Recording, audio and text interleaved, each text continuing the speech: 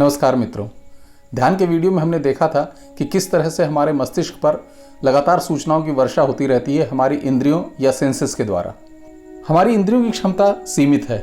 और अब हम यह भी जानते हैं कि समय के साथ साथ धीरे धीरे हम अपनी इंद्रियों या सेंसेस की क्षमताओं को कम भी करते जा रहे हैं। उम्र के साथ भी और बहुत सारे दूसरे कारणों से भी हमारी इंद्रियों और सेंसेस की क्षमता कम होती जा रही है। तो बहुत सारे सब्सक्राइबर मित्रों ने यह जानना चाहा है कि यह जो क्षमता कम होती जा रही है उसके बाद भी हमारे मस्तिष्क पर इतनी ज़्यादा सूचनाओं की वर्षा हो रही है, तो क्या क्षमताएं कम होने से या सूचनाओं की ज़्यादा वर्षा होने से कोई व्यावहारिक प्रभाव पड़ता है या जिसे हम अपने जीवन में प्रैक्टिकल एक्सपीरियंस के रूप में अनुभव कर सकें। तो यहाँ मैं यही बताना चाहूँगा कि निश्चित रूप से इन सब चीज़ों का व्यावहारिक प्रभाव भी देखने को मिलता है। तो जो व्यावहारिक प्रभाव है या प्रैक्टिकल इफेक्ट हमको जो लाइफ में देखने को मिलता है उसके बहुत सारे उदाहरण हम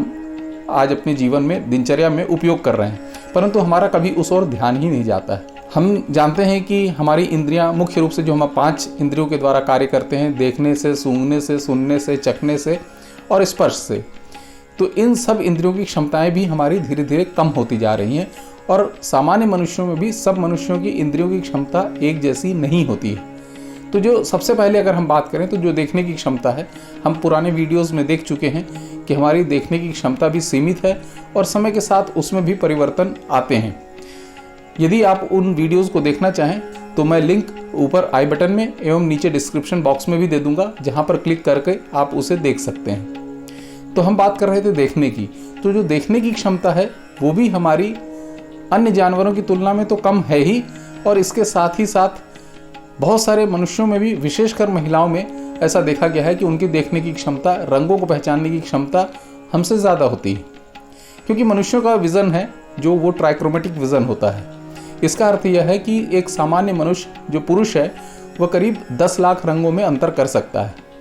परंतु कबूतर का जो विज़न होता है वो पेंटाक्रोमेटिक विज़न होता है। इसका अर्थ यह है कि वह लगभग 10 अरब रंगों में अंतर कर सकता है, परंतु बहुत सारी महिलाएं, लगभग ऐसा अनुमान है कि 50% महिलाओं में टेट्राक्रोमेटिक विज़न होता है, अर्थात वे भी 10 करोड़ रंगों में अंतर कर सकती हैं। इसका सीधा अर्थ ये हुआ कि आमतौर पर महिलाएं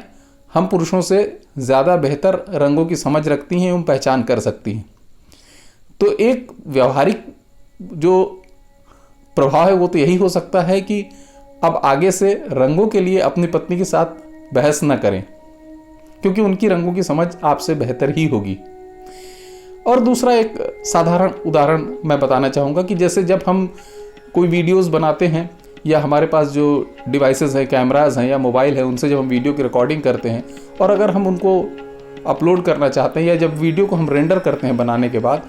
तो उसमें एक ऑप्शन आता है कि क्या हम वीडियो को पूरी हाई क्वालिटी में ही अपलोड करना चाहते हैं या हम उसको मीडियम क्वालिटी में लोड कर सकते हैं या हम लोअर क्वालिटी में भी अपलोड कर सकते हैं, क्योंकि लोअर क्वालिटी में अपलोड करने से डेटा कम उपयोग होता है और छोटी फाइल बनती है, जिससे समय भी कम लगता है और हमारी जो हार्ड डिस्क है उसमें यह फाइल जगह भी कम घेरती है। तो बहुत सारे लोग लोअर क्वालिटी की फ़ाइल अपलोड करते हैं, परंतु यह भी स्पष्ट है कि लोअर क्वालिटी की फ़ाइल अगर हम अपलोड करेंगे तो पिक्चर क्वालिटी उतनी अच्छी नहीं आएगी। तो एक और ऑप्शन अभी वैज्ञानिकों ने ऐड कर दिया है जिसको कहा जाता है परसेप्चुअली लॉसलेस। इसका अर्थ यह है कि उसकी क्वालिटी उतनी ही कम की जाएगी जो सामान्य मनुष्य की देखने की क्षमता के भीतर हो, अर्थात उसकी सामान्य मनुष्य जो है पहचान नहीं कर पाएगा कि इसकी क्वालिटी कम कर दी गई है, परंतु चूंकि फाइल की क्वालिटी कम कर दी जाएगी तो फाइल जगह भी कम घेरेगी और आसानी से अपलोड भी हो सकेगी और सामान्य मनुष्य को कोई अंतर भी नहीं पता चलेगा कि ये हाई क्वालिटी वीडियो ही है या रिड्यूस्ड क्वालिटी का वीडियो है। तो एक ये सामान्य प्रयोग हम सब के साथ होता है पर हम इसको पहचान नहीं पाते हैं। इसी तरह से सुनने की क्षमता के बारे में होता है। हम पिछले वीडियोस में जान चुके हैं कि MP3 ऑडियो सीडीज़ भी इसी तरह की ऑडियो कंप्रेशन टेक्निक का इस्तेमाल करके बनाई जाती हैं, जिसमें मनुष्य की सुनने की क्षमता का उपयोग किया जाता है। जो ध्वनियाँ हम नहीं सुन सकते हैं वो CD में रिकॉर्ड नहीं की जाती हैं, इसलिए CD में जगह हो जाती है और ज़्यादा गाने रिकॉर्ड हो पाते हैं। तो इस तरह से हम कह सकते हैं कि हमारे सुनने की क्षमता का, देखने की क्षमता का व्यवहारिक उपयोग भी हो सकता है। हालांकि यह बात भी बिल्कुल स्पष्ट है कि यदि वही CD अगर आपका कुत्ता सुन रहा हो तो उसको वह आनंद नहीं आएगा जो आप ले पा रहे हैं, क्योंकि वह समझ जाएगा कि इसमें बहुत सारी जो साउंड फ्रिक्वेंसीज हैं वो रिकॉर्ड नहीं हुई है। इसके अतिरिक्त जो सूंघने और चखने की क्षमताओं की बात है, तो पिछले जो 2 वर्ष कोविड के भयावह बीते, उसमें हम में से बहुत सारे लोगों ने अनुभव किया कि उनने सूंघने और चखने की क्षमता उनकी बदल गई थी। और जब सूंघने और चखने की क्षमता बदल जाती है तो उनको न तो वह स्वाद आ पा रहा था भोजन में, न ही वो उस चीज़ों को सूंघ पा रहे थे। कुछ लोगों की तो जो सूंघने की क्षमता थी वो विकृत भी हो गई थी, अर्थात उन्हें सुगंध की जगह दुर्गंध भी आने लगी थी। तो यह बात उनको अच्छे से समझ में आ गई होगी कि अगर सूंघने और चखने की क्षमता परिवर्तित हो जाए तो कितना व्यावहारिक प्रभाव पड़ता है। तो कहने का अर्थ यह है कि हमारी जो इंद्रियों की क्षमता है वो एक तो पहले से कम है, और दूसरी बात यह है कि समय के साथ उनमें परिवर्तन भी आता है। कुछ विशेष परिस्थितियाँ जैसे कुछ